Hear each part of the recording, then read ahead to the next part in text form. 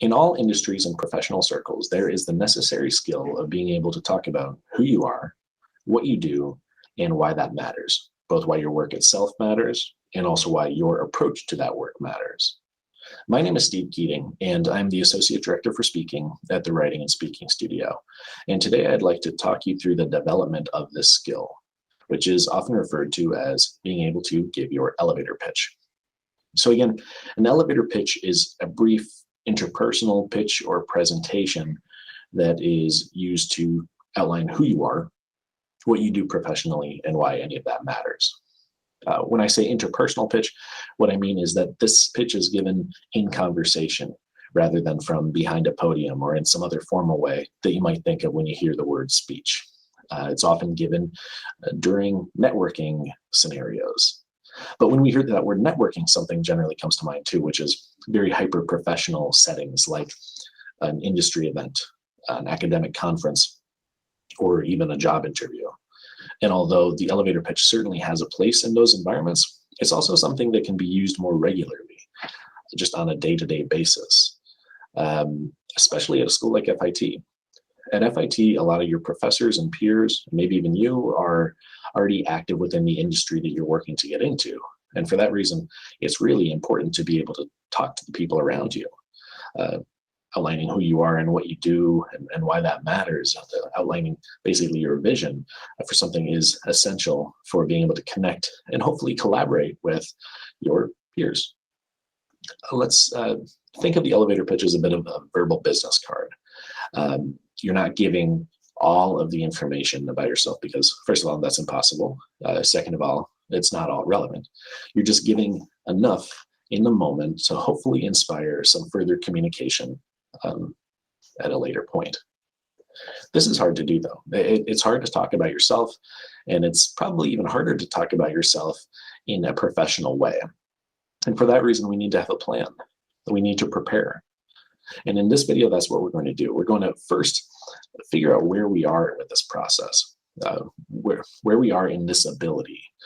And then we're going to talk about some guidelines for best practices and crafting an elevator pitch that you can feel comfortable using. And last, we'll talk a little bit about some ways that you can go forward with this skill and continue to improve it as you go through more classes and have more professional experiences. The first thing that I'd like us to do is to establish a baseline, figure out where we are with this ability. And the best way to do that is to just jump into it. So what I'll ask you to do is to pause this video and put yourself on the spot. I'm going to ask you to turn to someone next to you and introduce yourself. Both of you can introduce to each other. Again, focusing on who you are, what you do, and why that matters. And just see where it takes you. So again, pause the video and without really any preparation, introduce yourself to the person sitting next to you.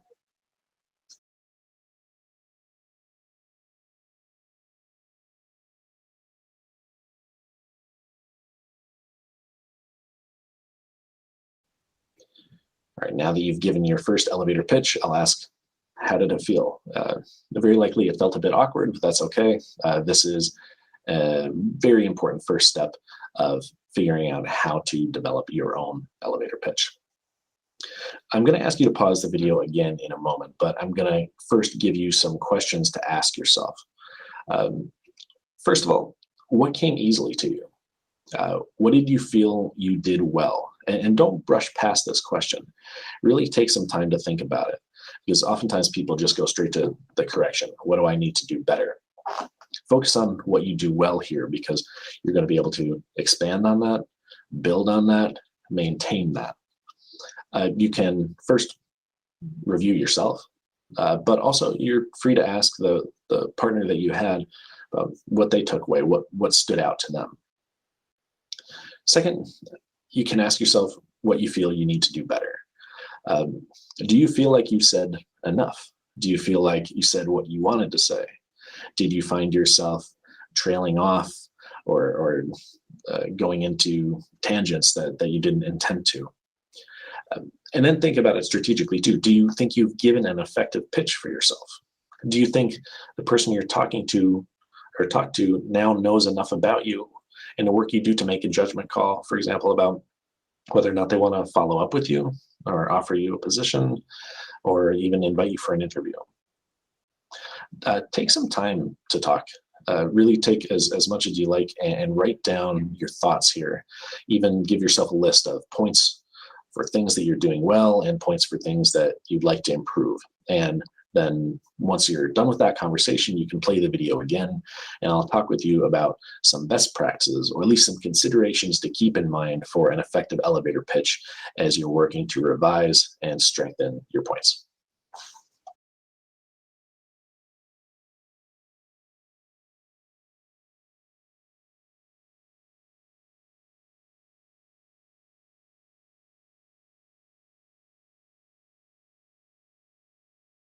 I hope you've had a productive conversation. And again, I hope that you spent some time talking about what you did well, because anytime I talk with students about their elevator pitches, they they really do some things well in ways that I hadn't expected. This is a really personal practice. There's not one template or one right way to make it happen. It's kind of a bit of an art being able to talk about yourself and what you do and why that matters. So at this point, I'll say that everything I'm about to say, these best practices, these considerations to keep in mind, they're not all hard and fast rules. You can certainly break them or think critically about them, but they are practical considerations to have in mind as you put your elevator pitch together. The first thing I'll say is that an elevator pitch should hopefully be concise and definitely be uncomplicated. And that's for a few reasons. First of all, I want you to think about the scenarios in which you're using an elevator pitch. Okay, so you need to be able to have whatever you're saying understood in the moment. And concise, short, or brief is because of the fact that when someone gives you a lot of information in a very short amount of time, what happens is that you have an information overload. Think about if you were sitting in a classroom and a professor read an entire chapter to you word for word. Would you remember it? No, at least not all of it. You'd remember little bits and pieces. But generally what the mind does is it just gives up. There's too much to take in. And although that's an extreme example, the same thing happens when you shrink that time to like 30 seconds and then someone is giving you a ton of information about themselves. So we need to keep this fairly concise to keep the interest of the person that we're talking to, but also to make it manageable so that they can actually walk away and have some information about you other than just they spoke to me a lot about something.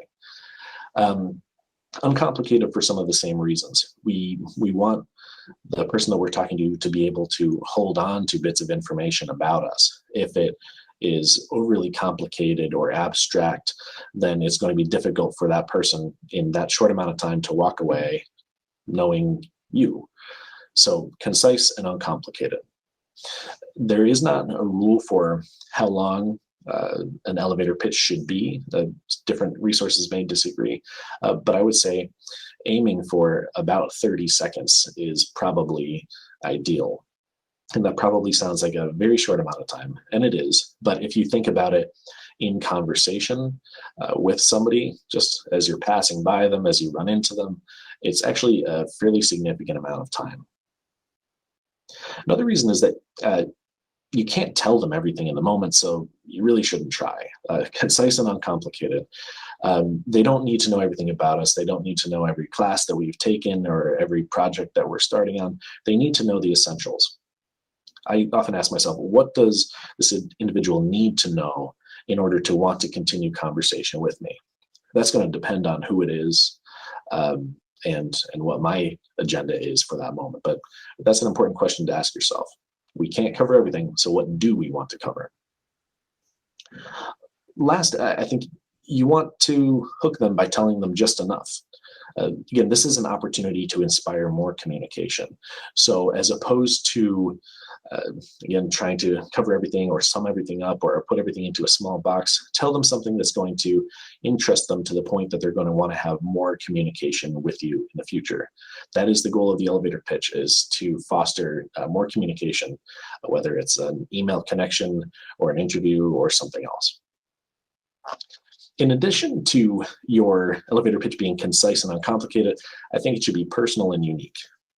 So when I say personal, I want you to think about the fact that you are not the only person who is likely pitching to this individual, and especially at events like a conference or some sort of industry event. There are likely a lot of people going up to this person and talking to them, trying to sell themselves in some way. And the reason it needs to be unique is that if you start in the same way as everybody else, how can you expect to stand out or be memorable? You're just going to be one in a large crowd. So one common mistake that I often see people make is starting in the same way. Their name, major, year. My name is Steve Keating. This is my major. I'm a sophomore and I'm whatever. Remember, we only have 30 seconds. And if we start in that way, likely the same way that a lot of other people started, oftentimes the person will start to tune us out. My own example, when I'm at conferences, if I start and talk about the fact that I have a master's degree in communication studies, a bachelor's degree in communication arts and humanities, I've taught public speaking and interpersonal communication, I'm aligning myself with a lot of people at that conference that have done the same sort of thing as me. Instead, I might try to start with some sort of personal, unique inspiration point. So for example, I'm a teacher. My goal is to create lessons that don't fall apart once they leave the classroom. Okay, so that's just one example of a way to start that is personal and unique. It kind of functions like a thesis statement. Then my job is to support that statement as I go. But think about how you can kind of create that thesis for yourself that is personal and unique, that you'll be able to sum up and talk about in a concise and uncomplicated way. Catchy. This goes to my last point, something that may make someone think. Again, my example there, I want to come up with lessons that don't fall apart once they leave the classroom. What does that mean? For me, that's talking about lessons that are relevant in students' everyday lives, and they consider the real complications of the outside world. So conflict, for example, in communication, and misunderstanding in communication. This is going to be something that is extremely personal to you. But again, something catchy that may catch someone's attention and make them want to hear a bit more from you about this idea. Another point that I often recommend is for students to consider themselves as more than students. Oftentimes, as students go through this lesson, they're positioning themselves just as a student, just as someone who's learning, just as someone who's taking classes. And although that's true and that's great, that's worthy, you're also more than a student, and you always have been. You came to FIT for a reason. You applied for this program for a reason. And again, you do what you do in a unique way. And it's really important to communicate that. So position yourself as more than a student. There is a strategic reason for this as well. When we're talking to somebody and we are talking about ourselves just as a learner, just as somebody preparing to go into a field, it's difficult for the person we're talking to imagine us in some other position. So instead, when we talk about ourselves as thinkers, as designers, as humans who are also learning, who are also students, it can be a bit more effective. I think it makes it easier for a potential employer to imagine you in the position that they're looking to fill, or imagine you as someone that they could collaborate with. Another point, and this is probably one of the most important ones, is to be flexible. As we are working through this elevator pitch, I think we're going to have this inclination to want to write it down word for word, get the absolute perfect pitch, and just deploy it in all of the right moments. But unfortunately, one pitch is not going to work in all environments. One pitch is not going to work with every single different person. It's important to consider that we've got different people, we've got different scenarios, we're going to be asked about ourselves in different ways. And so we really can't just have this one pitch that we deploy. And really, maybe thinking about it as a pitch or a speech is not very effective, because really, it is just conversation. It is just the ability to talk about ourselves in a meaningful, productive, strategic way. This comes to the practice. I don't encourage anyone to memorize anything. I encourage you to write out the points that you want to include, give yourself some bulleted lists. And if you want to write out your pitch, absolutely go for it. I think everyone has their own process here. But more so, what I recommend is that you practice talking about yourself in different ways, as many different ways as possible. Have people ask you about yourself and respond to them. And just let yourself respond in, again, as many ways as possible. Make mistakes and continue as you make them, because that's what's going to happen in any real world situation as well.